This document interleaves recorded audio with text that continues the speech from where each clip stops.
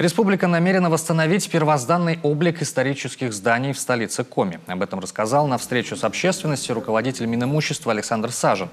Так, подрядчик в скором времени приступит к разработке научно-проектной документации по двум объектам. Это дом Шарапова по улице Советской, а также здание 13-й школы, находящейся в лесозаводе. По словам министра, после завершения данного этапа уже можно будет говорить о примерной смете реконструкции.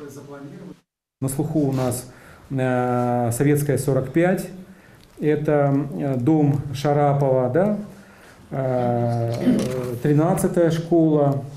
Вот если по двум этим объектам сказать, то у нас в этом году уже проведены аукционы и определены подрядчики для осуществления работ по разработке научно-проектной документации. Эти работы проводятся за счет республиканского бюджета в этом году.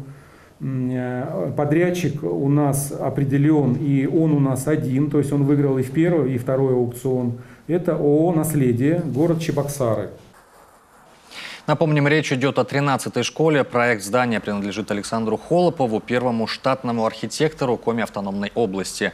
Но из всех его творений в нашей республике сохранились только бывшая церковно-приходская школа в Ильгарте, где сейчас располагается музей. И это почти полностью разрушенное здание по Савино.